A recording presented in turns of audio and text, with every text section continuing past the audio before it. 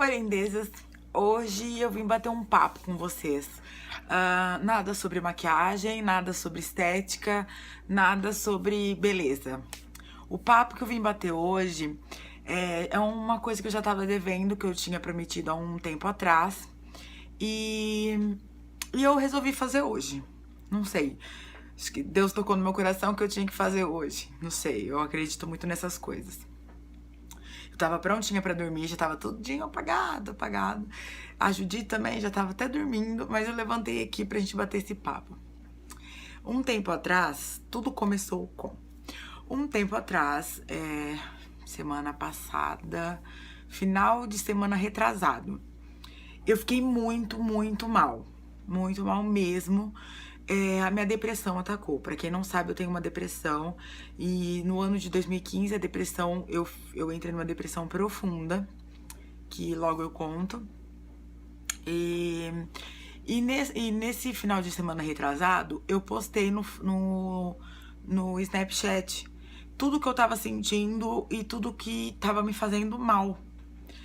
E eu tive uma resposta, assim, tão grande, tão gigante das pessoas, que eu fiquei, assim, espantada. Foram mais de 43 mensagens entre Snapchat e WhatsApp, de pessoas, a maioria eram de pessoas que eu não conhecia, porque como o meu Snapchat, como o meu trabalho como maquiadora me permite conhecer pessoas novas, essas pessoas que nem têm contato comigo, que nem são minhas amigas, vamos dizer assim, elas vieram contar e conversar comigo.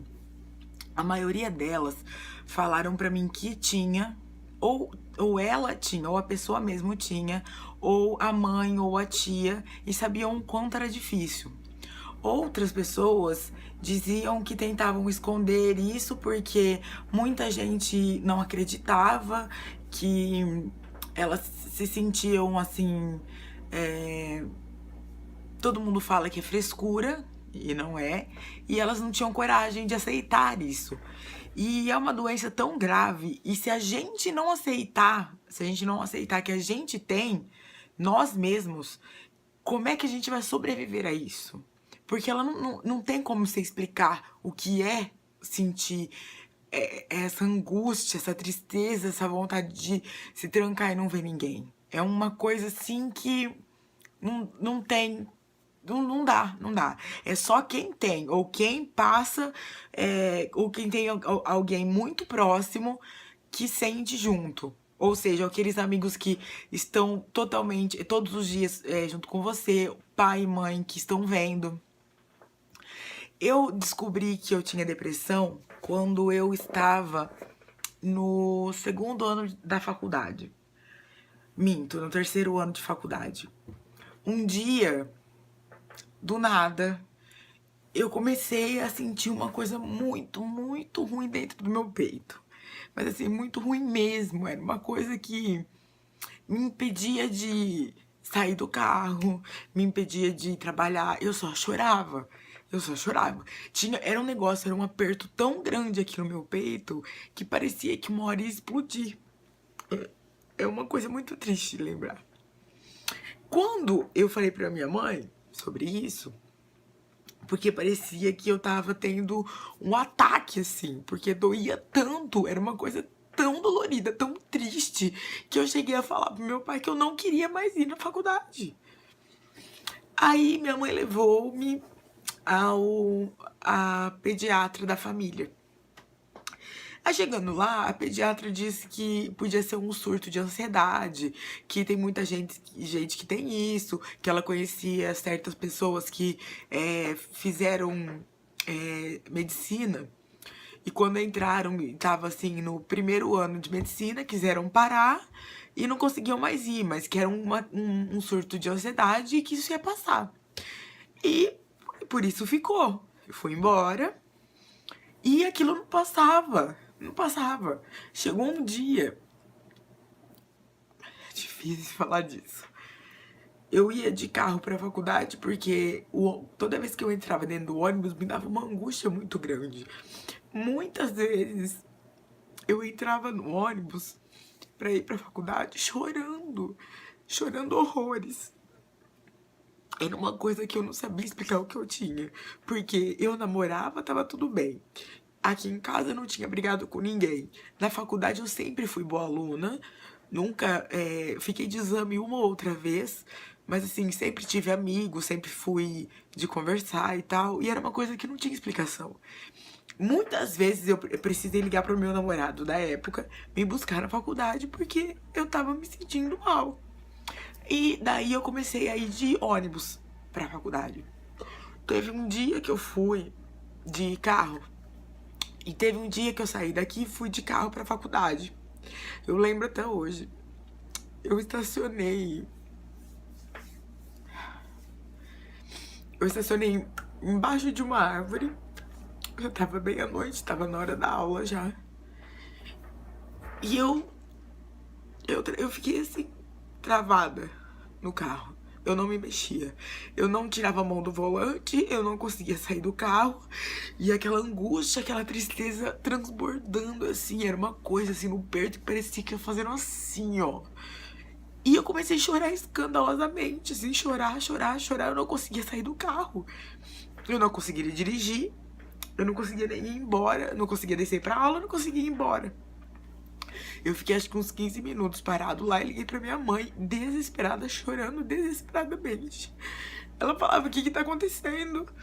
E eu não sabia explicar o que era. Eu só falava que eu não conseguia descer do carro, que eu não queria ir pra aula. Aí eu fui devagarinho, cheguei e fui pra casa. Depois daquele dia, eu não conseguia mais ir no escritório. Toda vez que eu ia no escritório pra trabalhar, eu chorava. Da hora que eu chegava até a hora que eu ia embora, eu chorava. E continuei assim, e aquela angústia, eu só queria ficar, eu não via a hora de chegar em casa e ficar dentro do meu quarto. Meu quarto é minha vida. Meu quarto ele foi programado do jeito que eu quero, que eu quis. Ele foi feito do jeito com as cores que eu quis, então assim, ele é minha casa. E eu ficava só aqui dentro, só ficava aqui dentro. E aí, eu ia na faculdade porque eu tinha prova. E um dia eu cheguei na faculdade, tinha prova, não tinha jeito. Eu já cheguei chorando porque eu não queria ir. E não era frescura, tipo, eu escutei muitos amigos meus me contarem que o pessoal da faculdade falava assim: eu vou começar a chorar pra não fazer prova. E era muito difícil, sabe? Escutar isso, porque eu não tava fazendo isso porque eu não estudei. Eu estudava pras provas e ia muito bem. E o pessoal zoando, que ia começar a chorar, que não sei o quê. Eu lembro que teve uma prova, eu falo que é Deus assim, é Deus na vida, né? Eu entrei na sala e eu tava chorando tanto, mas chorando tanto, que eu não sabia o que eu ia fazer. Eu só queria ir embora. Eu ia entregar a prova em branco. O professor chegou na sala e falou assim: a prova vai ser em trio. A hora que ele falou isso, gente, vocês não tem noção do alívio que me deu. Mas era uma coisa assim. Aí eu chorava mais ainda de ver que as minhas colegas tinham que fazer minha parte, porque eu não conseguia girar a página, eu não conseguia. Aí eu tive que conversar com o professor, que depois ele daria uma prova oral. Eu agradeci tanto ele, tanto, eu mandei e-mail agradecendo e tal, porque eu não tinha condições nenhuma. E se não fosse ele, eu acho que eu teria pego DP. E não era frescura minha. Aí, depois de um tempo que tava acontecendo isso, minha mãe me levou no psicólogo. Numa psicóloga em Catanduva. A pessoa não sabe falar sem chorar, né? Bom, eu fui nessa psicóloga e ela me indicou um psiquiatra. Que ela falou que a coisa era mais funda e tal, pelo que eu contava a ela. A minha depressão, ela não foi assim... Ela não aconteceu quando eu tava no terceiro ano de faculdade. A depressão, ela vem de anos atrás. São fatores que a gente já tem a predisposição. E são fatores que a gente tem que desencadeiam certas coisas. A minha desencadeou nessa época porque a faculdade estava me pressionando. Era uma coisa que eu me pressionava. Eu sempre fui muito autocrítica. Então eu não aguentei e explodi. Quando eu fui no psiquiatra, ele olhou pra minha mãe e falou assim: porque vocês acham que aqui em casa também o pessoal achava certo? Eu entendo que tem depressão. Porque assim, eu saía pra comer nos lugares, eu não sentia fome, eu não queria comer. Eu chegava no lugar, eu queria ir embora, eu não queria ficar. Era muito difícil. E, e aqui em casa, meu pai e minha mãe não apoiavam, assim, porque eles não entendiam. Eles também achavam que era frescura. Até que eu fui no psiquiatra e ele olhou pra mim e falou assim: eles acham que isso é frescura, que é coisa da tua cabeça, não é? E eu comecei a chorar, falei que era. Aí ele falou assim, ele virou pra minha mãe e falou assim: depressão não é frescura. Ela não acorda querendo ter depressão. Depressão é uma doença que precisa ser tratada, é uma doença complicada, que precisa de apoio, que precisa de gente do lado e precisa ter força, porque não é fácil. Porque as coisas que a gente sente, assim, é terrível, é uma dor, assim, inexplicável. E até hoje eu sinto muito preconceito de muita gente, sabe? Hoje eu vejo as pessoas, que nem eu vi hoje um post da Gabriela Grégio, e eu fiquei feliz de ver aquele post, porque ela disse assim, que ela não conseguiu postar as coisas do canal dela no YouTube, porque ela também é uma youtuber, porque ela tava, que a depressão dela estava atacada, como a gente diz. E hoje eu vejo o pessoal se entregando mais, assumindo mais o que tem. Mas também tem muita gente que não assume porque as outras pessoas não aceitam. Que tem que isso aí é falta de vontade de trabalhar. Não é? Aí eu comecei a me tratar. Comecei no psicólogo. Aí eu não gostei do psicólogo, mudei com o mesmo psiquiatra. Eu tomava remédio muito forte no começo e fazia análise com um psicólogo. Então eu ia de 3 em 3 meses no psiquiatra e fazia análise com um psicólogo também. 2 vezes na semana. Quando veio o 5º ano de faculdade,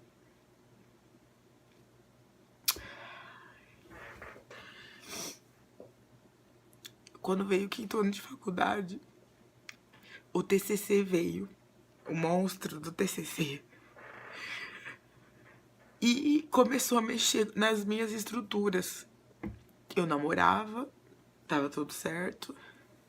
E começou a mexer muito comigo essa coisa de TCC, porque eu sempre fui muito apavorada. Isso eu herdei da minha mãe. Eu sempre gostei de fazer as coisas certas e isso mexeu muito, muito comigo. Quando eu tava preparando as coisas do TCC, que eu tava naquela vibe de não vai dar tempo, de desespero, eu descobri que a minha avó paterna tinha câncer. Então, assim, foi um choque pra família inteira.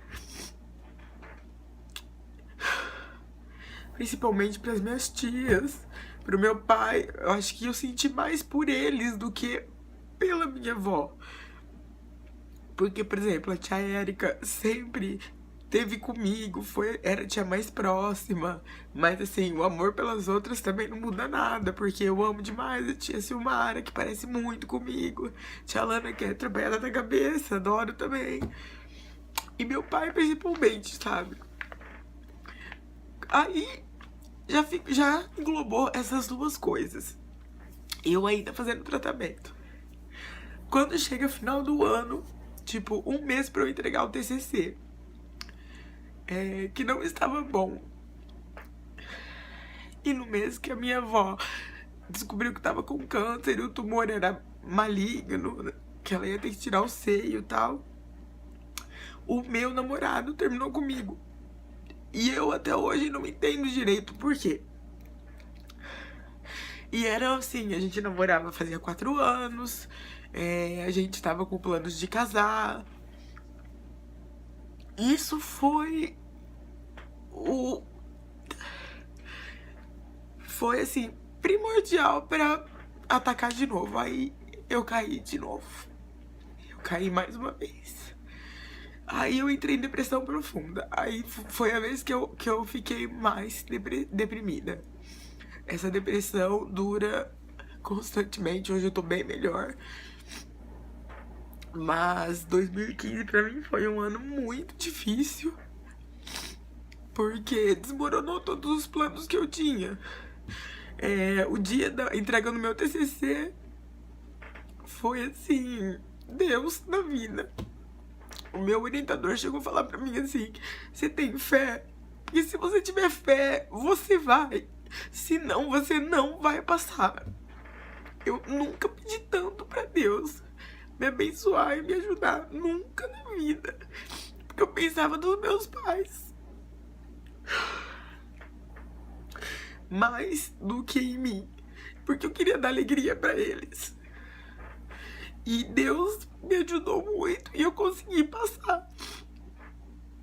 Foi um dia de festa, assim, sabe? Foi um dia que eu nunca senti tanto alívio, assim, sabe? Como se tivesse tirado um peso em cima de mim. Mas, mesmo assim, eu não conseguia me levantar. Eu não conseguia aceitar porque que eu tinha sido deixada pelo meu namorado, porque era uma pessoa que eu gostava muito, ele era meu bote salva-vida. E me desestabilizou assim de um tanto que eu tinha crises de pânico assim constantemente. Tanto na faculdade quanto em casa. Eu não conseguia comer. Podia estar acontecendo agora, né? Porque agora eu tô comendo igual uma louca, né? E assim, foi um marco, assim, foi muito difícil pra mim. Eu falo assim, não foi culpa dele. Ele não tem nada a ver com isso. Foi certo da parte dele ter terminado comigo porque ele não gostava de mim, não queria ficar comigo e acabou. Só que pra quem tem a depressão, qualquer coisinha que é assim pra você, pra gente é assim, ó. A gente não consegue controlar o que tá aqui, ó. Então eu vivia de remédio. Aí eu tive que mudar de novo o terapeuta. E fui pra Rio Preto. E falo que o Dr. Elcio foi um anjo enviado por Deus na minha vida. Eu continuo fazendo 2 vezes na semana. E sempre tive aqueles picos de depressão, assim, de sumir. Eu fiquei meses sem ver minhas amigas, eu não saía do quarto. Foi quando eu comecei a me interessar mais por maquiagem. Eu falo que a maquiagem, ela também ajudou a me tirar do fundo do poço. Eu ficava 24 horas vendo vídeo de maquiagem e reproduzindo. Foi quando eu comecei a fazer as maquiagens das meninas. Qualquer hora do dia eu ligava: Rebeca, vem aqui, porque eu quero fazer maquiagem. Elas foram de extrema importância na minha vida. A Rebeca, minha irmã, meu pai, minha mãe, a Marianinha, Duda, Joyce, Tainá. Elas foram assim. Não tem como descrever.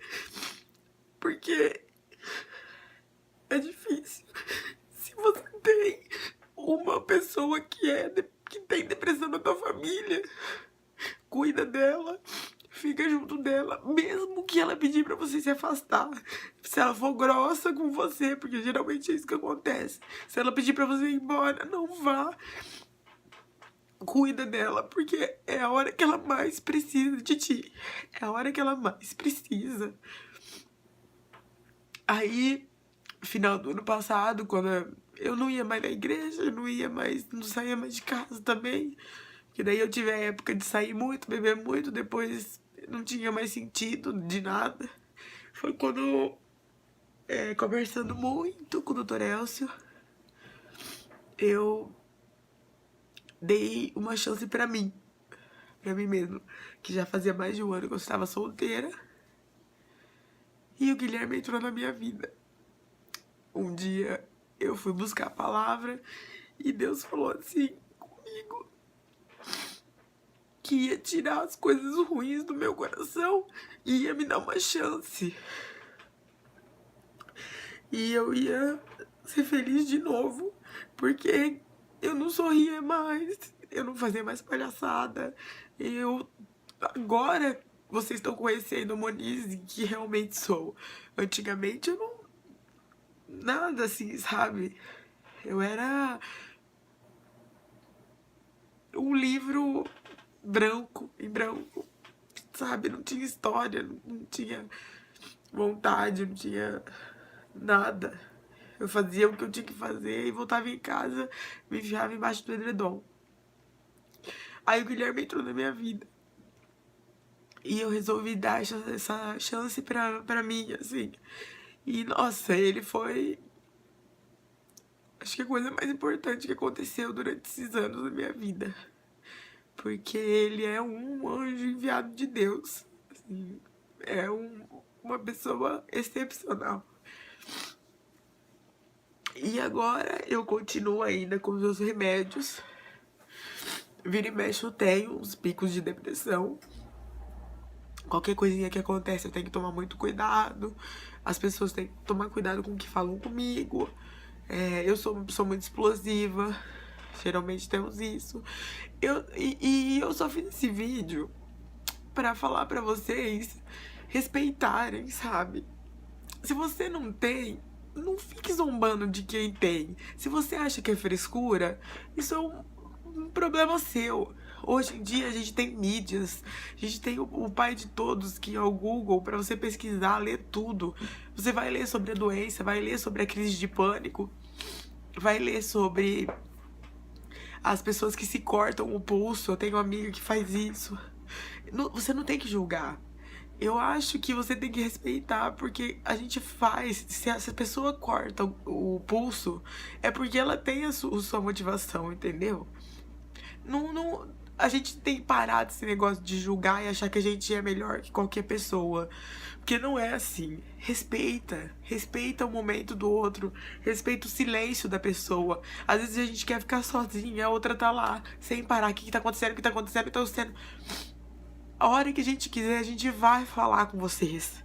Eu acho que as pessoas que estão por fora, que não tem ninguém com esse quadro e nem a própria pessoa tem, eu acho que tem que dar graças a Deus a isso.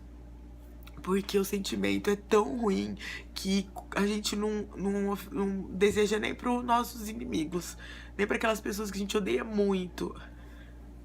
Então é isso. Eu peço pra vocês mais compreensão e que vocês procurem entender um pouco da doença. Porque tem muita gente que fala sobre muitas outras doenças e essa fica um pouco afastada. E ela merece mais atenção. Então, depressão não é frescura, crise de pânico não é frescura, cortar os pulsos não é frescura. Pode ser que tem gente que acha bonito, eu não sei também. Mas as pessoas que eu conheço que fazem isso, não é. Tem pessoas que... A bipolaridade é pior que a depressão. Então tem tudo isso, gente. Então eu acho assim que nós temos que ser humanos, sabe? Respeitar a dor do outro, respeitar o espaço. Não é frescura, não é porque não tem classe social, entendeu? Eu já ouvi muito falarem, a Monize é rica, pra que ela tem depressão?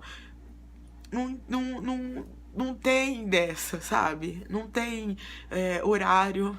Hoje eu posso estar bem, amanhã eu posso entrar numa depressão assim profunda e ficar 3 dias na cama, que é assim que acontece comigo.